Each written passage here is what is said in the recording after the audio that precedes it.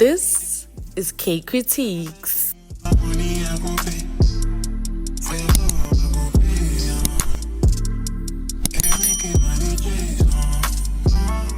Hello everybody and welcome to another episode of Kay Kritiques, where we discuss all things South African television. And if that's the type of content that you enjoy, please do make sure that you smash that subscribe button, turn it gray, like this video so that it helps us reach more viewers, and also leave a comment down below. As you guys can already tell by the title of today's video, we are speaking about Red Ink Season 1, Episode 3 and 4. So in the previous episode, Lucy had just found Pat's body, and instead of calling the police, who does she call? She calls Fundi first, and I'm like, what is Fundi going to do? And then after calling Fundi, I'm like, okay, maybe she's gonna call the police now because Fundi didn't answer. No, she calls Kagiso, and I'm like, really now? And she hears somebody coming by, and she runs, she locks the door, she locks herself in, and the police actually do arrive. And I'm like, okay, she's not that dumb actually. Like, she actually did end up calling the police. Isn't it ironic as well, the fact that she called Kagiso and not her husband? Like, the first person that you call is literally an old journalist friend from your past that you haven't spoken to in years. You'd rather call that person than your husband. That tells me the type of person that Gary is. But anyway, the police arrive and Kagiso also arrives, and my girl is traumatized. Like, Lucy was so traumatized, and I understand her that as much as she was angry with Pat, but her and Pat were still best friends. They've been in each other's lives for years, and they started this business together. And to see your friend just lying there, as much as you might be mad at them, obviously you don't want them to die. That was very, very traumatic. It was traumatic for me as a viewer, and as much as I didn't have that emotional attachment to Pat as of yet, because she wasn't painted in the best light in these two episodes, but me seeing her lying there, that was traumatic for me. So I need to see Uti. Even for Lucy, it might have been traumatic as well. Napoleon, after faking his seizures, the doctor clears him to go back to general population, which is what we call Gen Pop, and he's actually having issues with his sponsor. I'm like, who is the sponsor? Who is the sponsor that is now paying off the correctional officers? Because even Davy seems to be on his payroll, because when Napoleon speaks to Davy, he's like, tell the sponsor to fix this. And I'm like, is it a sponsor? Is it one of those rich people who sponsor people in jail, like how you would sponsor through an NGO, like take a child to school or feed a child in Africa? But then I realized, no, it's actually somebody who has his hands deep in corruption, maybe a person of power who has Napoleon as one of his workers. So Napoleon is actually in this man's network, and now that he's in jail, it's somebody that is actually trying to make his life easier in jail. So that lets me know that part of the reason why Napoleon is in jail isn't necessarily only because of his serial killing, but it might also have something to do with something that he's doing for somebody on the outside, which is exactly why the brother ran away. But we'll get into that a little bit later. And I found it ironic that a serial killer is scared of people wanting to kill him. Aren't you a serial killer? Weren't you going around killing people? So why are you so afraid that people want to kill you? Make it make sense. In the next scene, we go to Fundi. Fundi has been having her OnlyFans career where she caters to men, mostly men, some women as well who have a foot fetish. There's this new guy now, his name is Happy Feet. He actually comments and is like, look, I like you, I want to get to know you, I like your feet, but I want to see the rest of you. And she doesn't believe him, and she's like, you need to pay me. He actually gives her 20,000 rands, and I'm like, this is a trap. This is a trap, and I feel like they're trying to get to Lucy. I don't know why and I don't know how, but it has something to do with the fact that Davy always has his eyes on Lucy every time she comes to the correctional center. So it has something to do with Lucy, and at this point in time, I'm suspicious of any and everything that is going on in the show. Like, every single thing that is going on in the show, I'm very suspicious of it, because I just know everything is they're trying to get Lucy. I'm even more paranoid than Lucy at this point, because I'm like, Fundi is launching her OnlyFans career and somebody's paying her money. And on Lucy's side, she is now a suspect because she doesn't have an alibi. She was literally the only person in the office when Pat died. She was on the way to Pat's office. She's the one who found Pat. Nobody was around. It's all very suspicious. Plus, she has a motive because they had argued right before then. They take her phone, and even Pat's mom is suspecting that Lucy might be the one who did this. But Pat's sister is like, nah, I suspect the husband, Sipho, because the husband was being abusive, and we see that Sipho is the one who actually influenced Pat not to give Lucy shares. They see the suspect on camera, they see that it's a man, but they can't see his face, so Lucy is off the hook for now. You know, you can literally be friends with somebody, you can literally be close to somebody, or even family members, right?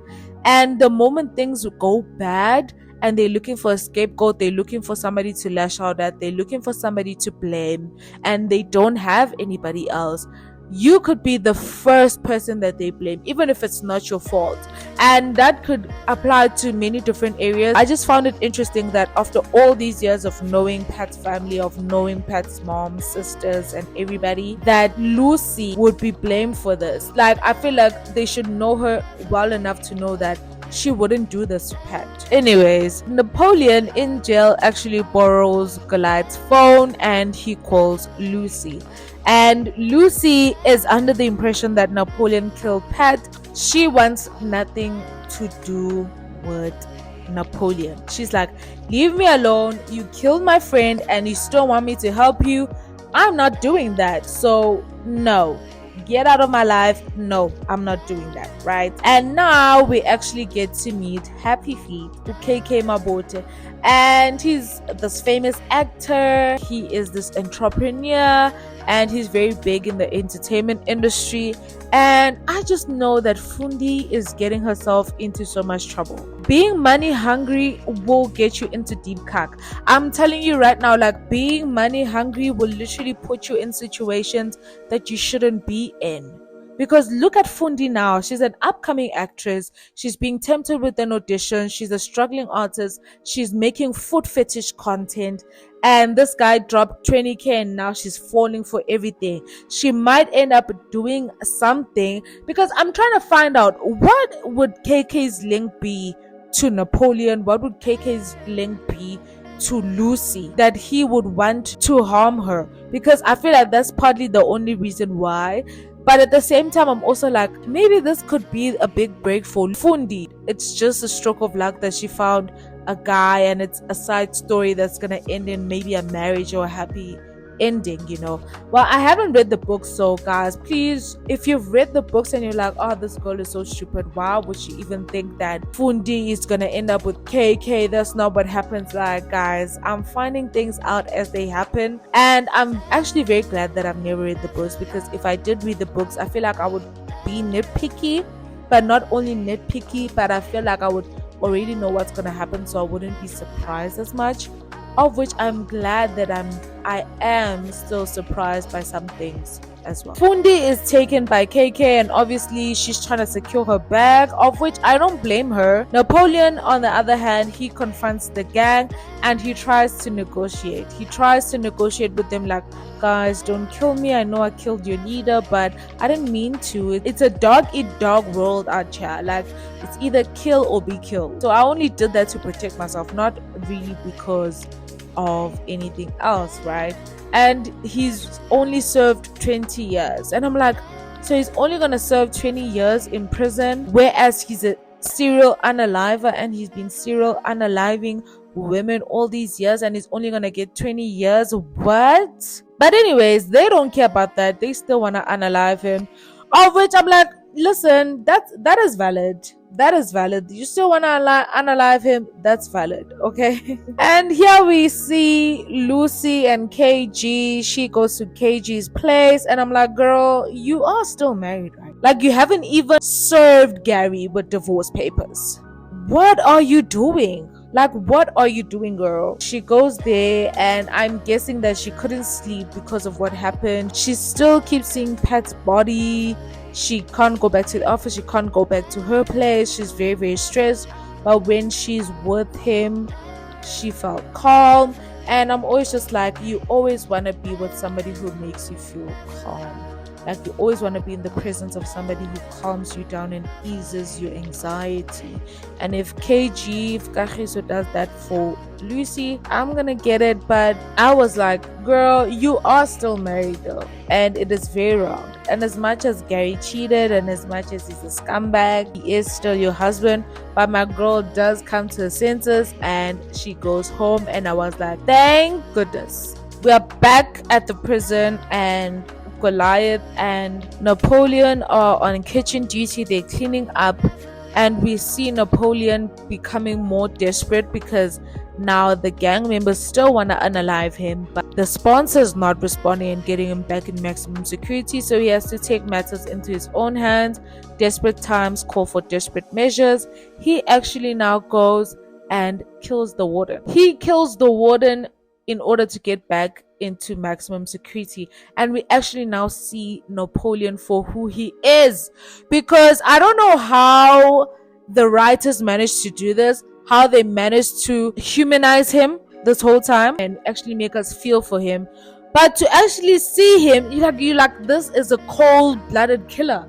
Like, he literally just kills somebody to get what he wants, to get back into maximum security. And I'm like, oh, he actually doesn't have empathy, he doesn't have feelings, he doesn't have a guilty conscience. He will kill to get what he wants. That is scary to me. And we see Lucy, she finally gets home after running away from KG's home, and as soon as she gets home, she gets attacked. And that's how episode 3 ends. She gets attacked, and I'm like, Lucy, you always in some mess, girl.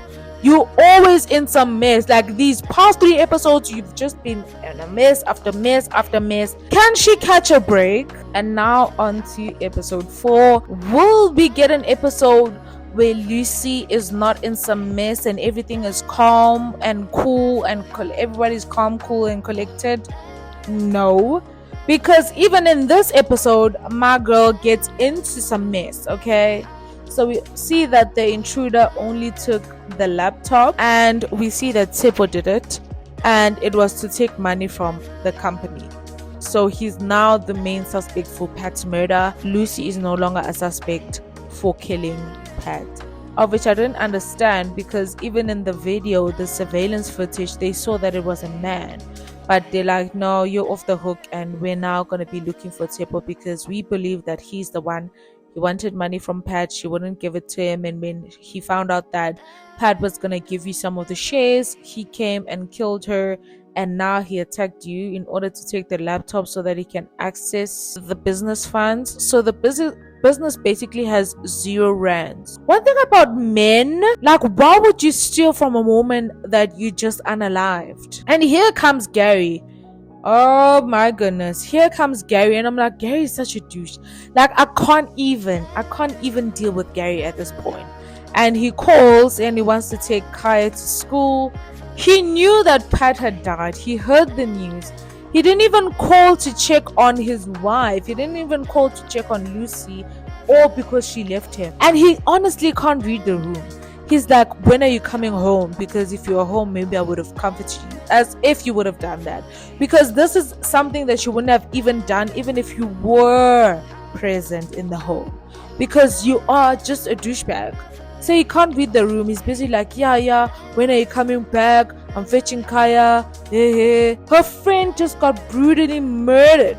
It could have been her. When all you care about is the fact that she left you because you cheated. Come on, man. Come on. He wants custody of Ukaya. Now listen here. You guys might bash me in the comments, but Ukaya needs to grow up in his home, and he needs to grow up with the luxuries and the comforts that he's been accustomed to since he was born, which is something that Lucy cannot provide at this point. She's staying in an apartment that is nothing like the home that Kaya is from, the mansions and the cars and the luxuries. But also on top of that, I just feel like it's more safer. Like, you're dealing with serial killers, you're barely around, you just got attacked. Just let Gary have Kaya for his safety and also his betterment, because at the end of the day, the child belongs to their home, and Gary does want full custody. And I feel like part of the reason why he wants full custody is to spite Lucy and also get like payback and a little jab at her. We are now at Pat's funeral and Lucy showed up. Honestly, I would have also showed up, but I wouldn't have been as active or as proactive in standing in the front and being at the front after being suspected of actually unaliving her. But Pat's mom actually did apologize. They make amends, and the family decided that they are going to give Lucy 75% of the company, the broke company, the one that has no money, right? And she decides that she's going to run the company in honor of Pat's legacy and also in honor of Pat's strength for being able to put up with the abuse and all of that. They're going to keep the 25% of the company and Lucy's going to get 75%, which is very generous.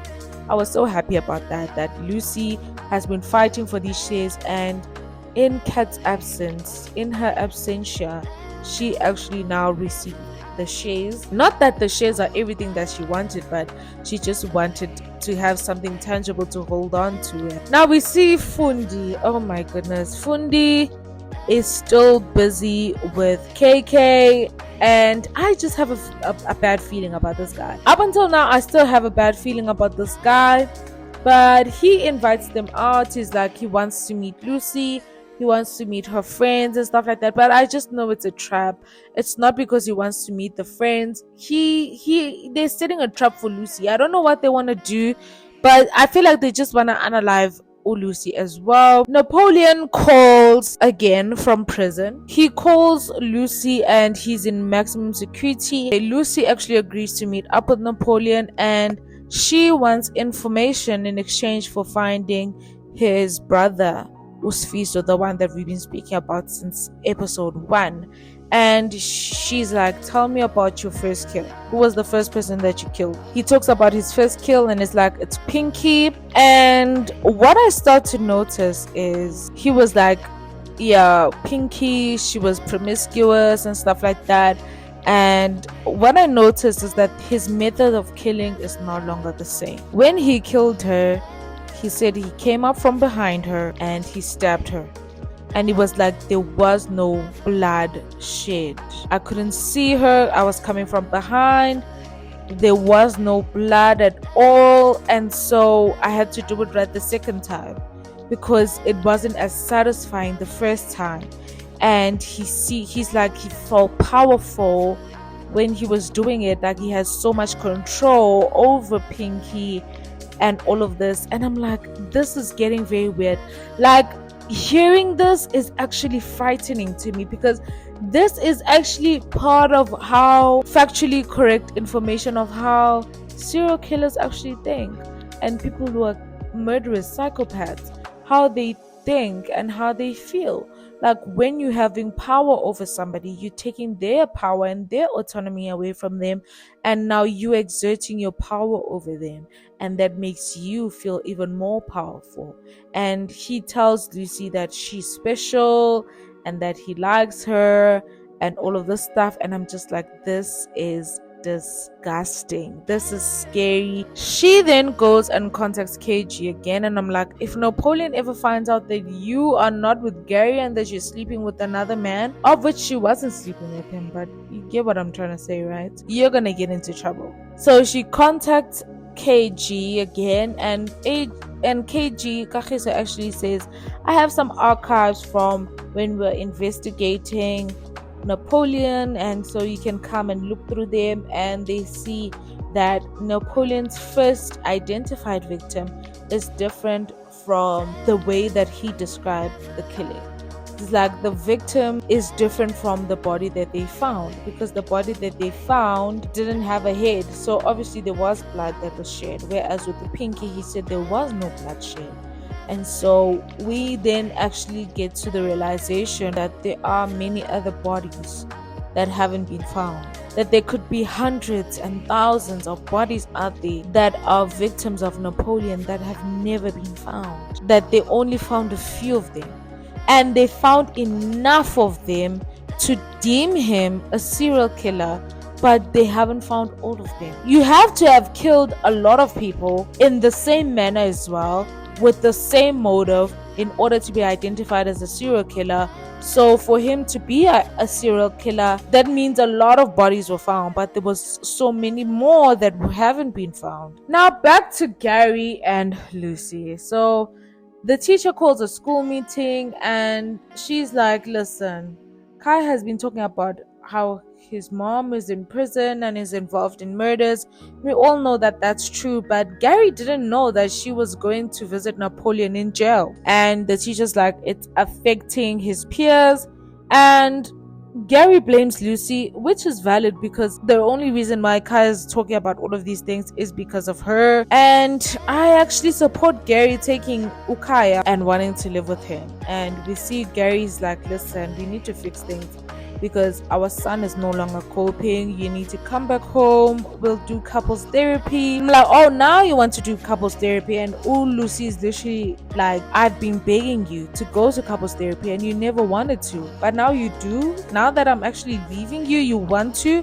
When I found out that you were cheating, you still cheated in front of my face. You were playing in my face. You didn't want to go to couples therapy then, but now that I'm actually leaving you and deciding to move out and doing all of this and choosing myself, now you want us to go to couples therapy? It's a little bit too late. And then in the same breath, he tells her that he's dating somebody else, Kopano. And I'm like, who the heck is Kopano now? But Kopano is a well-known entity in the Kambule household because Lucy was very, very upset. She broke down in her car, and obviously she does have that right to be upset, even though she's also flirting with danger with KG, and she's upset. And KG comes over, and I'm like, girl, do not sleep with this man. I know your emotions are heightened. I know everything is at a breaking point. You're getting a divorce. Your husband just told you that he's dating somebody new, but do not sleep with this man. Do not complicate your life like this for my own sake. But what does Lucy do? She sleeps with KG. I said, girl, don't do it. And she's like, I'm gonna do it. She finds the orphanage that Napoleon was at, and we actually get this debate of, was it nature or was it nurture? Wasn't Napoleon just naturally born as a serial unaliver, or was he nurtured to become like that through the orphanage and the struggles that he went through? Other than motherhood and KG, this book is giving her energy and drive. It's the thing that she's focused on, and it's actually giving her zeal for life, right? I hope you guys don't forget that KK had wanted to meet with Lucy. So now we are at the club and we are going to meet KK for the first time. And let me tell you guys, my girl Lucy was looking good. Okay, she was looking scrumdiddly yum. She was looking so beautiful. Like, you could see that she hadn't been out in a while after being married and having a child, and so now she's getting in her groove again. She's going out and she meets KK. And I was like, okay, maybe KK is not that bad. Maybe he actually likes Fundi and loves her. Maybe I misread him and I judged him and I was just being paranoid. But just as I'm giving him the benefit of a doubt, what happens? Lucy's like, I need to go to the bathroom. As she goes to the bathroom, who does she see? Napoleon. Napoleon shows up at the club. And that's how episode 4 ended. Alright guys, that was Red Ink season 1 episode 3 and 4, burning questions and seeing double. I hope you guys did enjoy this video. Please do let me know your thoughts in the comment section down below. Like this video, subscribe if you enjoy this type of content, and I will see you guys in the next video.